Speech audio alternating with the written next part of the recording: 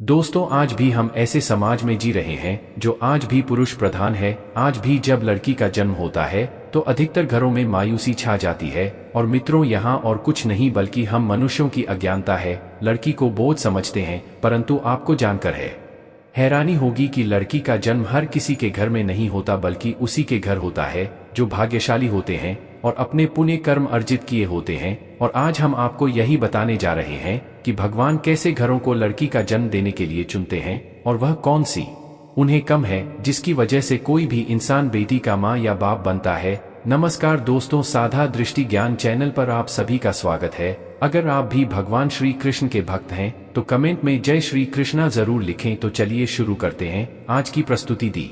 दो भगवान श्री कृष्ण से अर्जुन पूछते हैं कि माधव, किन करना के कारण किसी के घर पुत्री धन की प्राप्ति होती है, अर्थात कैसे घरों में बेटियों का जन्म होता है। तब श्री कृष्ण अर्जुन से कहते हैं कि 5 अगर किसी के घर बैठे ही भाग्य अच्छे होते हैं तो बेटियां सौभाग्य से, और जो भी स्त्री या पुरुष अपने पूर्व जन्म में उन्हें कार्य अर्जित किए होते हैं उन्हें ही एक बेटी के माता पिता होने का सौभाग्य प्राप्त होता है। बेटियों को जन्म के लिए उन्हें घरों को चुना जाता है जो बेटियों का भार सहन कर सके, क्योंकि तीनों लोगों में स्त्री अर्थात बेटियां हैं ऐसी होती है जिसका भार हर कोई सहन नहीं कर सकता। वह बेटियां ही होती है जो इस सृष्टि को निरंतर चलाती हैं, मां होने के लिए अपना सर्वस्व निछावर कर देती हैं। अर्जुन, पर जिस दिन इस सृष्टि में बेटियों का जन्म लेना रुक जाएगा उस दिन धीरे धीरे इस दृष्टि का अंत हो जाए। मित्रों को भगवान श्री कृष्ण के इन बातों पर गौर किया जाए तो उनका कहा बिल्कुल सही है, क्योंकि बेटियां अगर नहीं होंगे तो किसी का भी वंश आगे नहीं बढ़ सकता। दोस्तों, आपने भी कई लोगों को कहते सुना होगा कि जिस घर में बेटी का जन्म होता है वह घर वर्ग के समान होता है, क्योंकि बेटा तो केवल एक कुल को रोशन करता है, बेटियां तो 2 कुलों को रोशन करती हैं। माता पिता के घर वह बेटी के रूप में अपने उत्तरदायित्व का निर्वहन करती है, तो ससुराल आकर एक बहू के रूप में सारे कर्तव्यों का पालन करती है। दोस्तों, आजकल आप सुनते ही हो बेटी या बहू पर दीवार में किसी के मारे जाने पर उसका पिंड दान नहीं कर सकती, लेकिन यह बिल्कुल भी सही नहीं है, क्योंकि रामायण में बताया गया है कि प्रभु श्री राम के पिता राजा दशरथ की मृत्यु हो गई तो माता सीता अर्थात राजा दशरथ की बहू ने ही उनका पिंड दान किया था, जिससे उन्हें जन्म मरण के से मुक्ति मिल गई थी। इतना ही नहीं, हिंदू धर्म शास्त्रों में बताया गया है कि बेटियां भी अपने पिता के नाम का पिंड दान कर सकती है। वहीं अगर ससुराल पक्ष में कोई पुरुष नहीं है तो इस स्थिति में बहू भी दान कर सकती है। इसलिए मित्रों, वहां लोग बहुत किस्मत वाले होते हैं जिन के घर में बेटी जन्म लेती है। वहीं वह प्रबल किस्म के होते हैं जिनके घर एक से ज्यादा बेटियां होती है। शायद यही कारण है कि बेटियों को लक्ष्मी कहा गया है। दोस्तों, बहुत से लोगों की सोच यही होती है, बेटी है तो बिना समय गंवाएं और इस पर पढ़ाई में पैसे लगाए जल्द से जल्द शादी कर दो, लेकिन यह सोच एक बेटी के भविष्य को बर्बाद कर देती है। जरा सोचिए, एक बच्ची के मन में कितने सपने होते हैं, उसे कुछ करना है, लेकिन यह सपने सिर्फ सपने ही रह जाते हैं।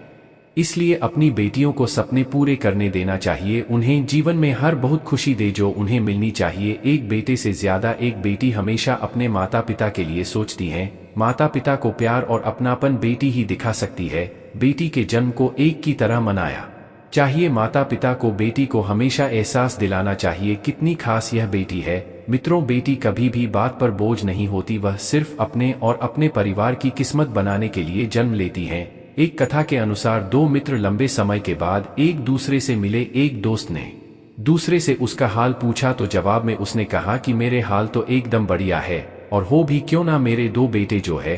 तभी वह अपने दोस्त से पूछताछ की, तेरे घर में कितने बच्चे हैं? दोस्त खुशी के साथ बताता है कि मेरे घर में 2 बेटियां हैं। उसका दोस्त भगवान का शुक्रिया अदा करता हुआ कहता है कि मैं धन्य हूँ, मेरे घर बेटियां नहीं। यह सुनकर पिता की आंखों में आंसू आ गए। तभी उसकी बेटी पिता के मित्र से कहती है कि अंकल, भगवान हमेशा भाग्यवान को ही बेटी देते हैं, तभी गरीब को में पेंटी के रूप में माता लक्ष्मी नहीं देते। भगवान उसी को पुत्री का सुख देते हैं जिसके अंदर पालने की सामर्थ्य होती है, जो गरीब होकर भी अपनी बेटी को पाल सकता है। एक बार स्वामी विवेकानंद वैष्णो देवी की सीढ़ियां चढ़ रहे थे। बगल से किसान अपनी बेटी को कंधे पर बिठाए चढ़ाई चढ़ रहा था। तभी स्वामी विवेकानंद ने कहा कि बाबा, आपकी बेटी का बोझा आपको लग रहा होगा, इसको मैं उठा लेता हूं और माता वैष्णो के दरबार तक ले चलता हूं।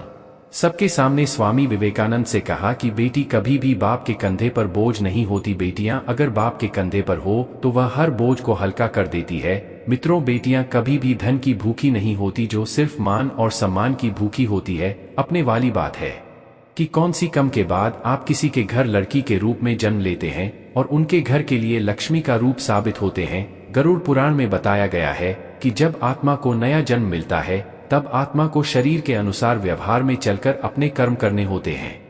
शरीर के जरिए कम करके ही एक आत्मा अपने जन्म के उद्देश्य को सार्थक भी बना सकती है और निरर्थक भी। यदि कोई पुरुष महिलाओं का आचरण करता है, स्वभाव में महिलाओं वाले आते ले आता है, यह वही काम करना चाहता है जो एक महिला को करना चाहिए, तो